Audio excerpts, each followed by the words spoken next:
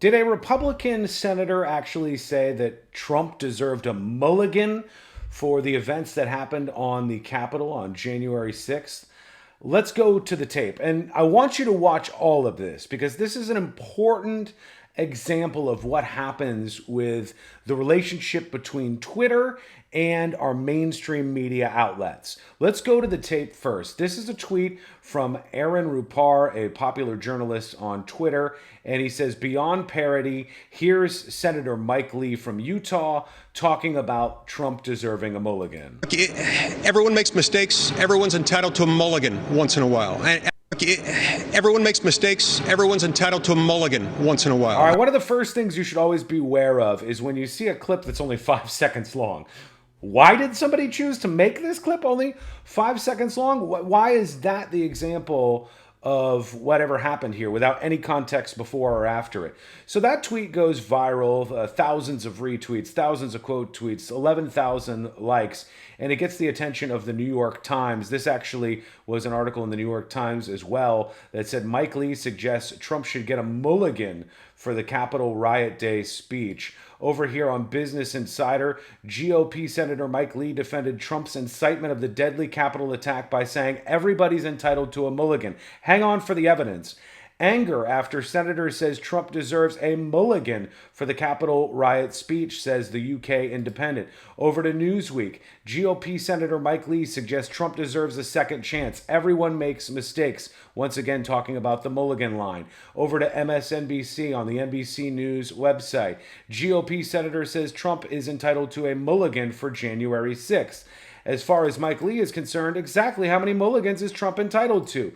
To the full tape, which comes along with a tweet from Matt Whitlock that says this is an egregious example of major media relying on Twitter to report. And he's right about that. We had a 5 second clip that said, as you just heard, everybody's entitled to a mulligan. Here's the context. I do want to ask you about this. The Republicans are going to try to point out that there is a double standard. Take a listen to this. You, Kavanaugh, you have released the whirlwind, and you will pay the price. You get out and you create a crowd, and you push back on them, and you tell them they're not welcome. Please get up in the face of some Congress people. Democrats are saying, of course, that that is different. How do you see it? Yeah, look, it's not different. These are outgrowths of the same natural impulse that exist from time to time among anyone in this business and in many other businesses. Look, everyone makes mistakes. Everyone's entitled to a mulligan once in a while. And I would expect that each of those individuals would take a mulligan on each of those statements, because in each instance, they're making it deeply personal. They're ceasing to make it about policy. And instead, they're talking about getting up in people's faces and making individuals feel perfectly uncomfortable. And that's not helpful. I think the best way to handle this is to talk about issues rather than individual personalities. That is the full context. He was clearly talking about the Democrats who they just played these examples of fanning the flames of rhetoric.